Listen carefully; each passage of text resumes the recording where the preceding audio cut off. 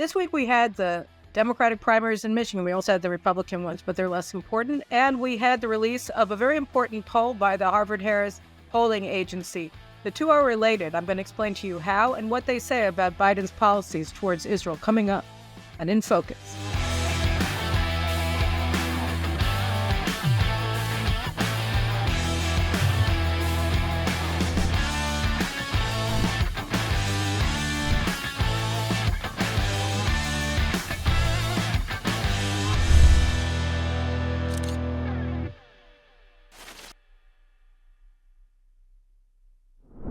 So over a month ago, everybody in the U.S. media and even in the Israeli media started talking about the Michigan presidential primaries. Michigan presidential primaries are all important. Biden is doing everything regarding Israel and the Hamas war because of the Michigan Democratic primaries. So what was the story? The story was that the state of Michigan has the largest concentration of Muslim Americans in the United States. And they have a very, from a voter perspective, they're a significant demographic, particularly in Detroit and in Dearborn, Michigan, but really throughout the state of Michigan. And led by Congresswoman Rashida Tlaib, who seeks the annihilation of Israel openly, they started a campaign where they said that they were going to vote uncommitted rather than vote for President Biden in the Democratic primaries. And the purpose of the uncommitted campaign that Rashida Tlaib and other Muslim American leaders in Michigan launched was to send a very clear message to President Biden. Look, your margin of victory over Donald Trump in 2020 was something like 10,000 votes. And if we get over 10,000 uncommitted, that they said was their goal, then we're going to prove to you that you have to align your policies towards Israel and Hamas with us, which means that you have to be completely opposed to Israel and seek the victory of Hamas. So that was the uncommitted campaign, and they said, we're going to do it. And on Tuesday, the vote in Michigan was that Biden won 80% of the votes, and the uncommitted campaign won 13.2% of the Democratic primary votes in Michigan. And again, this was the major story in all of the papers. Look, they got 100,000 votes in Michigan for this uncommitted campaign. And look at how important it is, and look at how Biden has to be beholden to the Muslim Americans in Michigan in order to win the election, because he can't win without Michigan. And therefore, he has to align his policies on Israel and Hamas with the 100,000, 150,000 Hamas, Hezbollah, and Iran supporters who live in the state of Michigan. And that is the essential takeaway lesson that the American media is pushing following the Michigan Democratic primaries and also in the month or so that preceded them. So without Muslim American support, Biden is not going to be reelected. And look, the Michiganders who are Muslim Americans voted uncommitted. They got 13.2% of the vote, and Biden has to toe their line and totally abandon American support for Israel, etc. So, as is usually the case, unfortunately, with the common wisdom, with the accepted wisdom of the American media and their coverage of everything, apparently, this is also not correct, because we have to take a little deeper look at the numbers. And so I looked at there was a Politico article about it ahead of the primaries where they were comparing the uncommitted votes in previous elections. This is a feature of the Michigan primaries. I don't know if it's in other states as well, where you can vote uncommitted, that you don't know who the delegates from your state should vote for in the convention, in the Democratic Party convention for the presidential nomination ahead of the general elections in November. So at any rate, in 2008, there were a bunch of shenanigans in the Democratic Party in Michigan. They moved up their primary over what it had been accepted to be by the Democratic National Committee so that they could be more influential. And as a result, most of the candidates who were seeking the Democratic nomination in 2008, except for Hillary Clinton and one other candidate, I believe, bowed out of the primary. So they didn't even appear in the primary. That included Barack Obama. So Barack Obama's name did not appear on the ballot in Michigan in 2008. And as a result, you had 44% of Michiganders who voted uncommitted in those elections because they wanted to vote for one of the many candidates who wasn't on the ballot. And so that was 44%, and here it's 13%. So this is just to show you. So that's but even more importantly, in 2012, when the very popular President Obama was running in the Michigan primaries for re-election, and he was unopposed, so it wasn't a competitive race. There was no Hillary Clinton there, or there was nobody else in the race. It was just Barack Obama.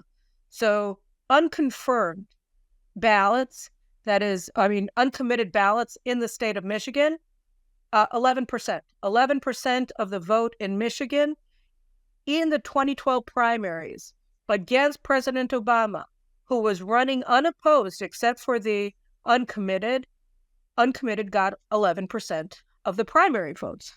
So there was no campaign for uncommitted.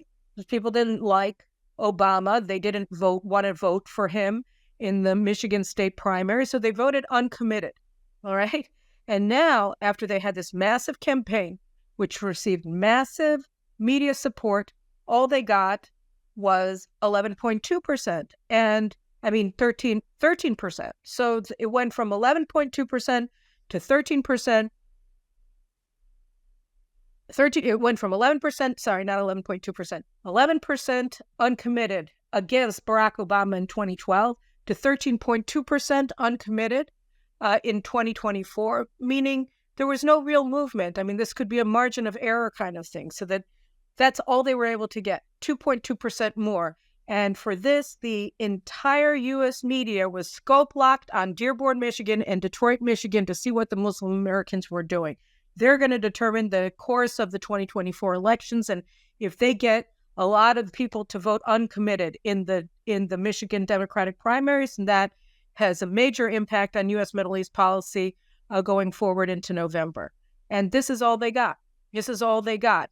And just to make clear just how keen the Biden administration was to lower as much as possible the number of votes in this uncommitted campaign being run by Hezbollah and Hamas supporters who seek the annihilation of Israel, he sent, from the White House, he sent three senior advisors, three senior officials of his administration, USAID Administrator Samantha Power, who was in Jordan this week, demanding that Israel allow 500 trucks of goods to go into Gaza every day, knowing full well that they're all going to be under the control of Hamas terrorists, demanding that Israel increase the amount of supplies by 2.5%, from around 200 to 500. Why? Because, right, so she was there attacking Israel for that. And then you had John Feiner, who went to speak with Muslim leaders in Detroit and in Dearborn a couple of weeks ago, who's a deputy national security advisor. He's Jake Sullivan's advisor, and he apologized for the Biden administration's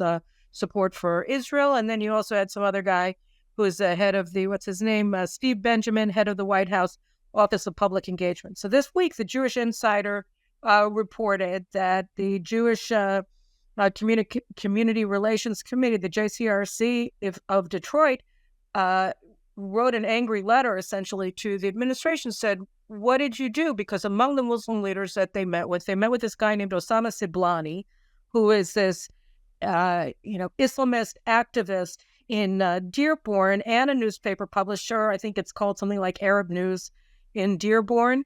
And he has, in the past, praised Hamas and Hezbollah and claimed that the U.S. government was bought by the Zionist lobby. So this is an out-and-out Nazi type who wants to see the annihilation of Israel.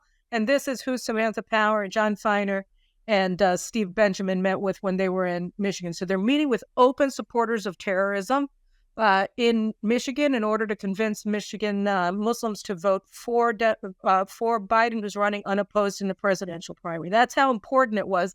And in the end, this whole campaign, Biden won with 80% of the vote, and all they got was 13.2% up after this massive campaign, only 2.2% over what Obama faced when he was running unopposed and nobody cared about them in 2012. So this is a non-event, right? It was a non-event, but they're making a mountain out of a molehill. And what is it facing? I mentioned the Harvard Harris polls. So it's been very well publicized in the Jewish media and the Israeli media over the past several days. Prime Minister Benjamin Netanyahu actually started the discourse because he saw it and he started discussing it.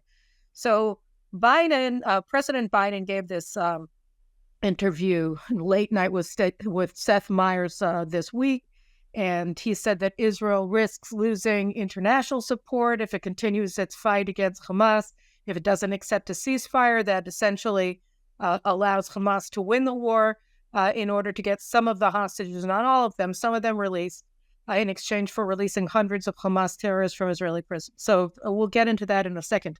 But he makes a statement. He says essentially that Israel's survival is tied to the establishment of a Palestinian state. So he says all of these things, but he says that you're going to lose international support, and which means American support. Essentially, that's who he was talking about.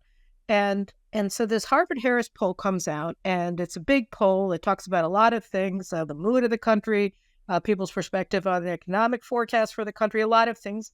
But it has the last chapter of the poll is about foreign policy, and it's almost exclusively about Israel. And so the first question I think that Americans were asked is, in this conflict, do you support more? Who do you support more, Israel or Hamas? This is 82% of Americans support Israel and 18% of Americans support Hamas. I was talking to a friend of mine. He's like, that's terrible that there are 18% of Americans who support Hamas. Indeed, it is terrible. But over 4/5 of Americans support Israel, and that's where you keep your eye on. The 18% end up manifesting themselves with a 2.2% increase in the number of uncommitted voters in Michigan over those who voted uncommitted against Obama in 2012, right? It's not a big share, and that's where you have the highest concentration of Muslim American voters. So it's going to be a big deal, say, in New York or whatever. But here, then, the other question is, okay, and I forgot to ask it before, so I'm just going to put it here now. All right, so they're threatening that they're not going to vote for Biden. They're going to sit it out in November, and they'll let Trump take Michigan. So all I can say to that is, oh yeah, if you're so concerned about annihilating Israel, right? If that's your thing, if that's what animates you, just like the Palestinians in Gaza and in Judea and Samaria, that's what rocks your world. That's the only thing you care about is killing all the Jews, and you make this big hullabaloo, and you demand that the United States abandon support for Israel in the middle of this war after October 7th and give Hamas a state and everything else. You're saying this and give Iran the bomb and everything that you say, right? So you're going to sit it out and let Israel's best friend ever in the White House come into power and, maintain, just as Biden moved forward in implementing Obama's anti-Israel policies in 2021 when he came into office. So Trump will continue on where he left off, most likely, in terms of moving forward and recognizing Israeli sovereignty over parts of Judea and Samaria, ending all of Biden's anti-Israel policies that he's enacted, including funding the Palestinian Authority, funding Hamas through UNRWA and all the rest of it. He'll go back and enact his pro-Israel policies, and you're going to let that guy come back into the office. There's absolutely no way this is a real threat. They will all vote for Biden, and anybody who thinks otherwise is living in la la land. It's just not true. These people, the thing that gets them going in the morning is seeking the annihilation of the Jewish state. They're going to sit by idly and allow Michiganders to give the victory to Trump. Not bloody likely. So that's the other thing, is that the whole threat is stupid. You just can't believe it. These people, all they care about is politics. All they care about is this is their one voting issue, right? They're going to sit home. There's not a chance in the world that that's going to happen. So it's an empty threat beyond all of that. But you look at it and you say, and how out of step are they with the American people? So you have 18% Hamas supporters, the progressive, they're David Duke Nazis, and they're Hamas Hezbollah supporters. That's who they are. They're Islamists, they're Nazi types, and they're progressive cultural Marxists. And they're all united, and they make up a whopping 8% of the American public. It says here, the other thing, talking about the Biden administration always saying you have to minimize casualties, and I'm going to have on the show in a couple of weeks John Spencer, the West Point professor, the chairman of the Urban Warfare Department at West Point, on the show.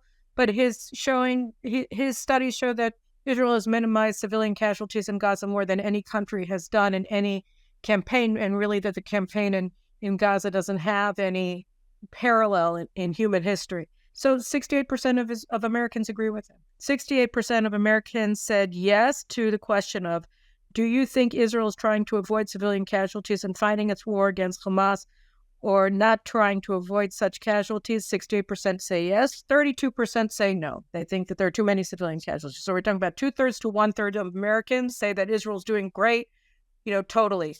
And by the way, Americans, particularly now, they're totally opposed to giving foreign aid to anybody. And they're split on Ukraine 50%, 50%. Do you think that Congress should or should not pass $60 billion in aid to Ukraine to help fight its war against Russia? 50% say yes, 50% said no. And in relation to Israel, 55% say yes, they should get the $14.3 billion in military assistance, and 45% say no, which is a pretty notable data point in this day and age. And then, the question of the hostage deal. So here I just want to take a step back. I said I moved ahead of myself, and it's true. So Biden, he gave, while he was eating ice cream and saying there was going to be a ceasefire over the weekend, whatever. And of course, Hamas rejected the deal because they want victory. They want to survive. They want Israel to be humiliated, and they want to come out, they want to come out slugging. They want to win. They don't want to give us our hostages. They don't care about the number of civilian casualties. Actually, just came out that in the Wall Street Journal, Sinwar sent a message to the Hamas terrorists who are in the negotiations being mediated by the CIA director, William Burns, said, we don't care about the civilian casualties. It's fine. As many people die. We just want to win this war. We're going to win. We don't care. Don't worry about it. Because the more civilian casualties, the higher they get, or of the alleged civilian casualties, because that's also not true. The number is not civilians that they're giving out. It's mainly Hamas terrorists. But anyway, the higher the number of dead in Gaza, the more pernicious, the more overpowering international pressure on Israel to capitulate is going to become. And therefore, we actually want more and more people to die in Gaza, because that's our ace in the hole. That's how we win this war, is by killing our own people. And so they want them dead. That's what they want. And they want Israel to be held responsible for all of their deaths. And thanks to the likes of Samantha Power, John Feiner, and others who I'll get to in a second in the administration, Israel is being held responsible for the civilians that Hamas wants to die and are in fact dying or not dying, they're whatever, in Gaza. That's part of their doctrine. They want a lot of dead people on their side so that America will come in with the likes of the Biden administration and start demanding that Israel capitulate. So the ceasefire deal that Biden is pushing while he eats ice cream and everything like that is a ceasefire deal that would, in fact, give Hamas the outcome that it so prizes, that is victory. Survival is victory for them. And what Biden is proposing, this deal, is absolutely horrible for Israel. It involves, they're holding 134 hostages. We don't know how many of those 134 are alive, how many of them have been murdered.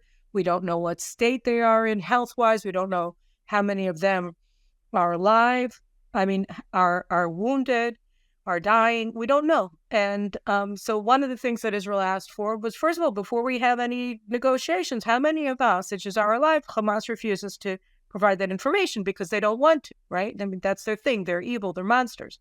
So why would they give the minimal information? They think, POW negotiations with the Nazis in World War II, they looked something like this, but actually Hamas is even more horrific. So anyway, and then Israel is supposed to give 10 terrorists from our jails for each hostage. There are only 40 hostages that are supposed to be released, one a day. And during the course of these 40 days, Israel is not supposed to be fighting Hamas. So we're talking about a month and a half of ceasefire, 40-day ceasefire, under which Israel isn't supposed to do anything against Hamas, not in Rafah, not anywhere else. And we get one hostage a day. We don't know if they're alive. We don't know if they're dead. We don't know how many are dead. 94 of them are supposed to remain in Gaza at the end of this deal. And in exchange for these 40, they're supposed to get 400 terrorists. And these terrorists are supposed to be released to their neighborhoods in Judea and Samaria, where they're going to be free to incite an October 7th-like massacre of Jews in Judea and Samaria, in central Israel, in Jerusalem, and they're already planning it in the Ramadan that everybody says is so sacred that Israel's not allowed to fight.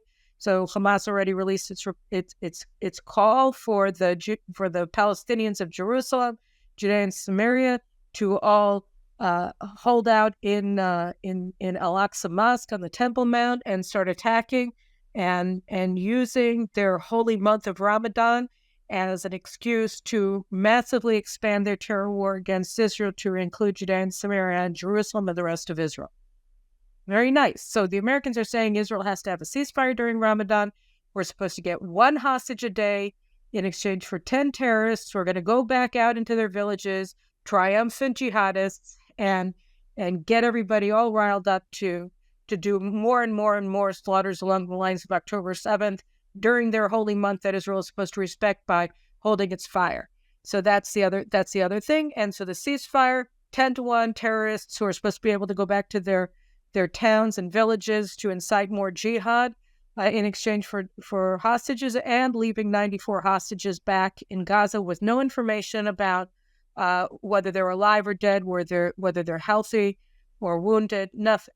And that's what we're supposed to get. And then, as Biden has said repeatedly, he wants those 40 days to turn into 40 years, and Israel is supposed to end the war without victory, allow Hamas to survive, to fight, to kill, to murder, to maim, to rape, to kidnap again and again and again and again. So that's what Biden is now trying to do, which is, of course, the Michigan strategy. Just ask Osama Siblani, who met with all of these senior administration officials after he had said that Jews control America with their money. So that's what the Biden was. What does the American people think of that? No, they oppose it.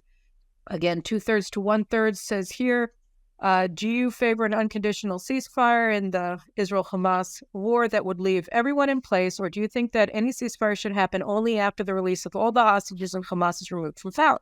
So very similar to the Israeli people, right?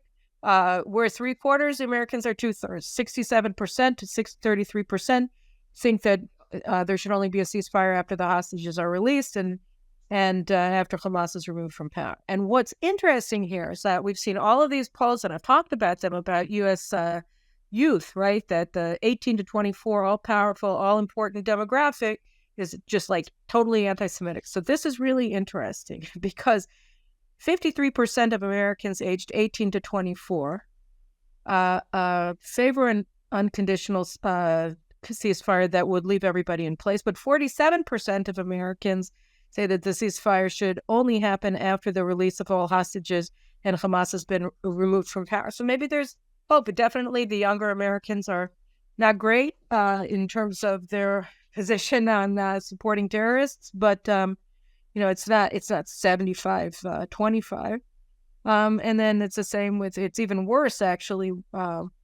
It's better after that, 25 to 34. It's not great. It's 47% to 53% want Hamas. 47% want an unconditional ceasefire that would leave everybody in place.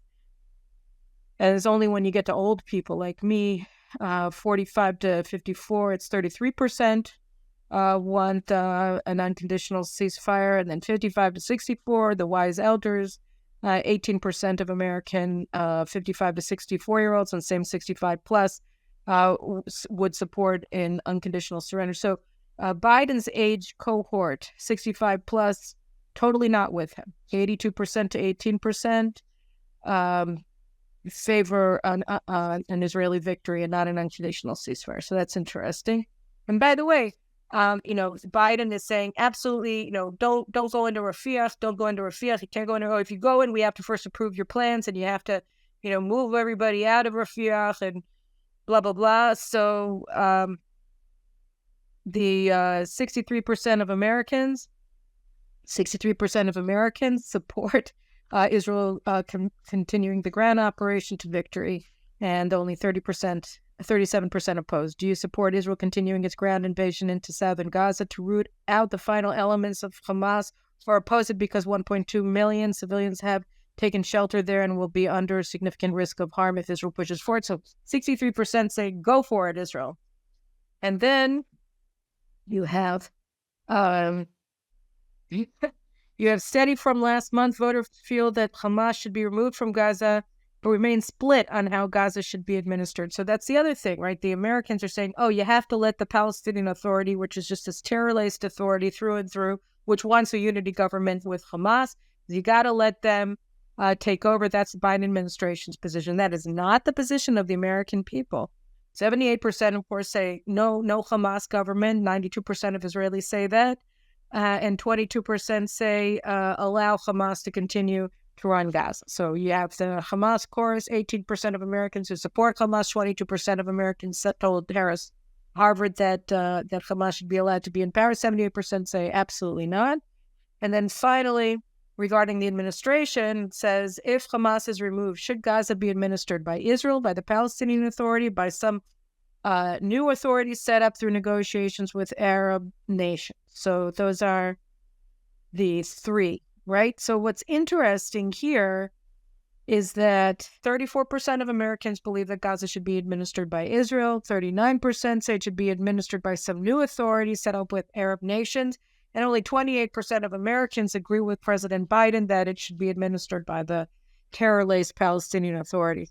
By the way, 2 in 3 voters would support U.S. actively striking against Iran-backed terrorist groups, and most say that Biden's response has been too weak.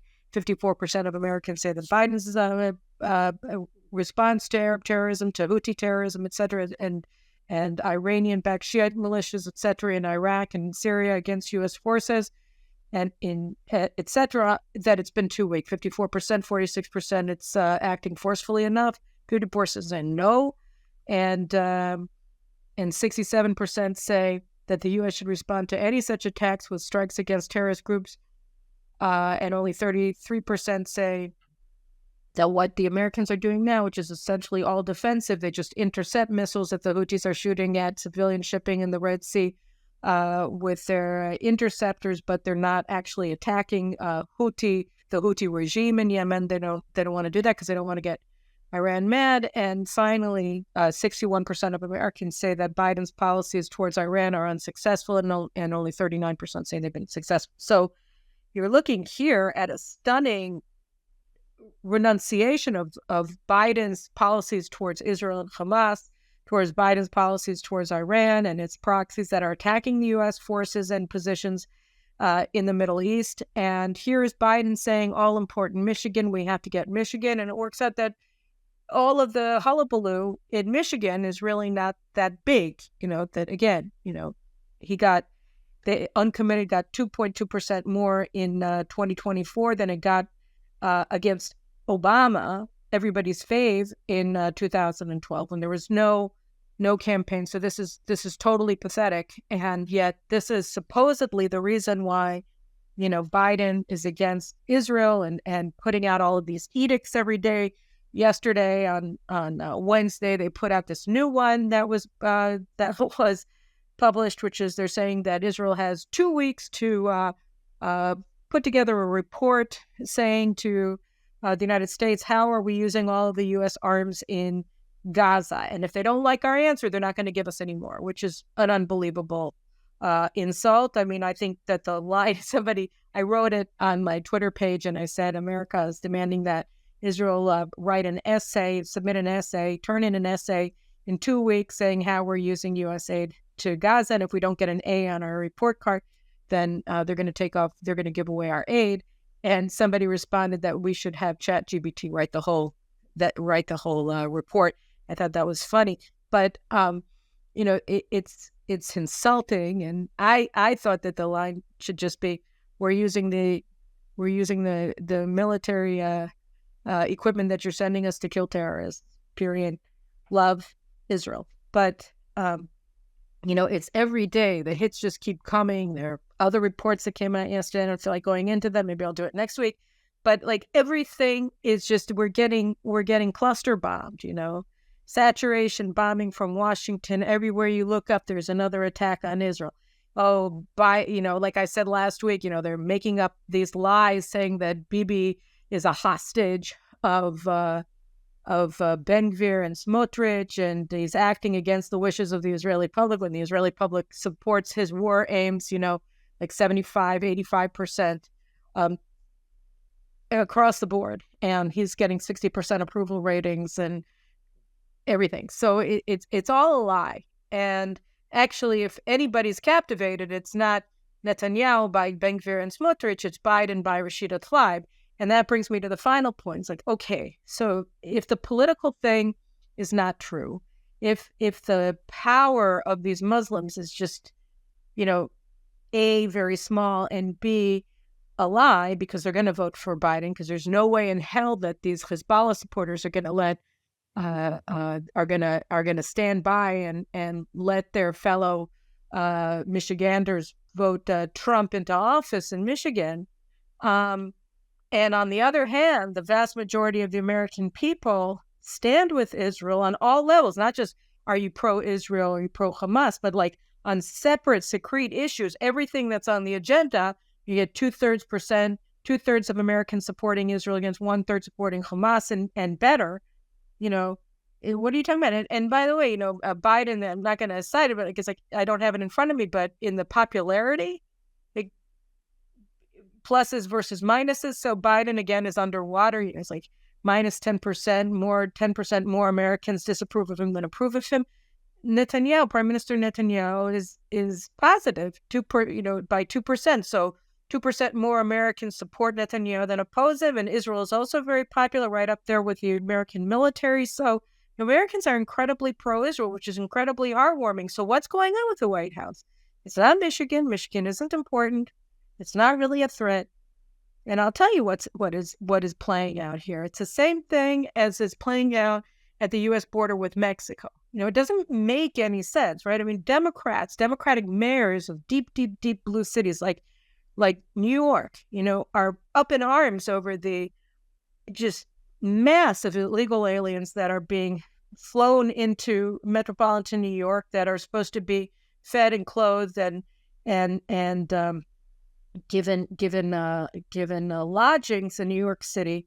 They're turning the city upside down. You have all of these reports every week of more Americans being murdered by illegal aliens who the Biden administration just, waving through into the United States with no problem at the Mexican border or no lack of border. And it makes no political sense, right? It's turning Democrats away from Biden. It's making Democrats mad. It's undermining the position of Democratic administrations in all of these major metropolitan areas that are Democratic strongholds. So why is he doing that? Because of ideology, because they want open borders, because they're anti-American, because, watch my friend Mark Levine talk about this. He can do it much better than I can. So, it's ideology. It's not political interest. And yeah, there's a political interest that they're importing voters for the Democratic Party. Yeah. But it still doesn't explain why 8 million people have been allowed into the United States since January 2021. It's more than that. It's ideology. It's an open borders ideology. It's a post-nationalist ideology. It's an ideology that sees something inherently evil about the United States as a nation state. And that's why they're being overrun by people who don't have American values and don't see the United States as a shining city on a hill. Because it's ideology. It's the ideology, stupid, to paraphrase James Carville in the 1992 elections about the economy. It's the ideology. And here, too, I said I'd get back to it, and here I am. So, in addition to people like Samantha Power, who in 2002 famously said, I think it was an interview at Harvard, but it might have been somewhere else, she said that she envisions a massive international force coming in and providing, being an international protection force for the Palestinians against Israel. In 2002, when she gave this interview, we're having suicide bombings literally every day here, right? In the month of March, the month that finally provoked Ariel Sharon to get off his butt and order a counterterrorism offensive in Judea and Samaria, we had suicide bombings every day. In March of 2002, over 130 Israelis were murdered, over 1,000 were wounded in just this horrible month that lasted 10 years. Right. And that was what forced Ariel Sharon's hand. And we had a big counterterror operation in Judea and Samaria. And in the face of this younger Samantha Power gave this interview on stage where she said that the United States has to lead an international force that's going to protect the Palestinians from Israel. So this is a woman who just hates Israel. She hates Israel. She's always hated Israel. She hates Israel now. And she's the head of USAID, and she's the one that's demanding that We send Hamas 500 truckloads of equipment every day, not 200, which was her previous demands. This is dragon lady number one. And then you have Maher Bitar, who I've spoken about before, who's a senior director for intelligence in the National Security Council, and he's a former UNRWA employee, which, as you saw from my interview with my sister Bonnie Glick, is effectively she's terror aligned organization, terror adjacent organization. So the outspoken Glick sister here says, no. UNRWA is just a terrorist organization and should be so designated by anybody with an inkling of honesty in his brain. And so that's UNRWA. And you have him working for UNRWA, and now he's directing the flow of intelligence through the federal government as a senior director for intelligence in the National Security Council. He's a BDS activist, and from his Georgetown University student days, he was the head of, I think, Students for Justice of Palestine, which is an anti-Semitic BDS organization. That's Maher Bitar. And you have Hadi Amar, who's the U.S. Special Representative to the Palestinians, effectively he's the architect of all U.S. policy towards the Palestinians. He sits in the State Department, buddies with Tony Blinken, the Secretary of State, who goes along with everything that he says. And Hadi Amar, again, I've said it before, I have to just keep saying it because it's so repulsive. So he was a desk officer, I think, for Israel-Palestinian affairs in the State Department in the Obama administration State Department. And then Trump was elected, so he went to the Brookings Institute, and he went to their center in Qatar, Hamas's state sponsor, and sitting in Doha in 2018, he wrote a paper where he called for the U.S. to change its counterterrorism laws to enable the United States to directly interact with Hamas, and called for the establishment of a Palestinian unity government with Fatah and Hamas. So this is a Hamas supporter. And he is the special representative, the U.S. representative to the Palestinians, answerable to the Secretary of State. And he is the architect of this whole policy. That's Hadi Amar, right? So you have Hadi Amar, you have Maher Bitar, you have Samantha Power, and you have, let's just throw her into the mix. I've spoken about her, I think, last year when it all came out, before October 7th, Ariane Tabatai. What's her position? She's a chief of staff to the Pentagon's Assistant Secretary of Defense for Special Operations and Low-Intensity Conflict. So that's all the people who are working with Israeli Special Forces.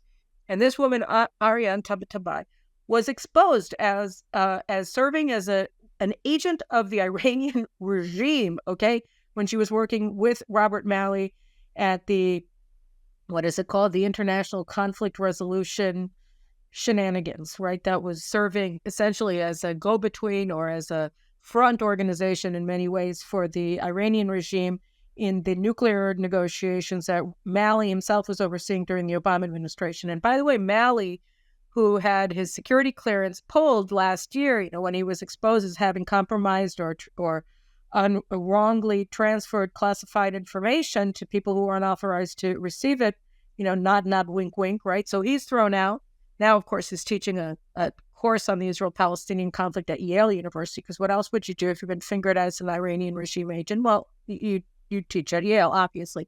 So anyway, he's at Yale, but he hasn't been replaced. Why? Because they're continuing to implement his policies. And Tabatabai, who was exposed by Semaphore last year as being, a former, at least, agent of the Iranian regime, she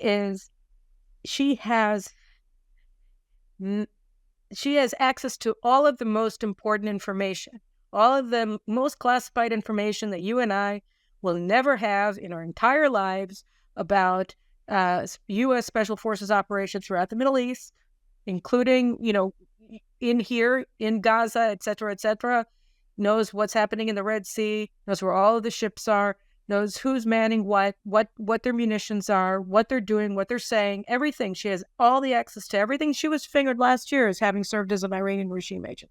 And these are the people who are in place in the Biden administration. They're directing the ship of state.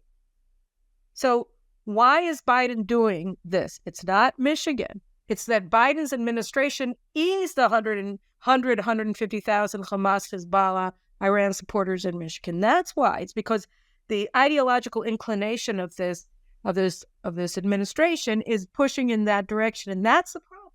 You can't explain this away with politics. And the last thing I'll say on that score is that I read in the Israeli media yesterday that there's an organization that is trying to maintain support for Israel in the Democratic Party, and it's called the Democratic Majority for Israel, and it's run by somebody who also serves, I can't remember his name anymore, as the political advisor to Yair Lapid, the opposition leader here in Israel. So anyway, so they started this Democratic Majority for Israel before the 2020 elections, I think it was, because the Democratic Party is just underwater in terms of its support for Israel.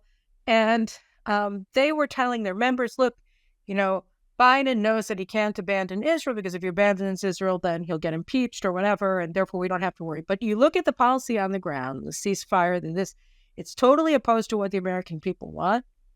And this is the Biden administration policy. So to say that Biden is still supporting Israel is, just go to the actual policies that he's promoting, and they're all anti-Israel. So it's not true. The Democratic Majority of Israel is sending its supporters a load of goods. So the question is, what is its position? What's the job of the Democratic Majority for Israel? Is it to compel, to lobby, to pressure, to the administration to align itself with the actual Democratic Majority for Israel, which exists? Or is it to paper over the fact that despite the Democratic Majority for Israel in the Democratic Party itself, the administration is promoting anti-Israel positions? And I think that the latter is the case. And we have to, there should be political ramifications for it. Because if politics is king here in the presidential election season, then, right? Anyway, those are my thoughts for today, and I'll see you guys next week. Take care.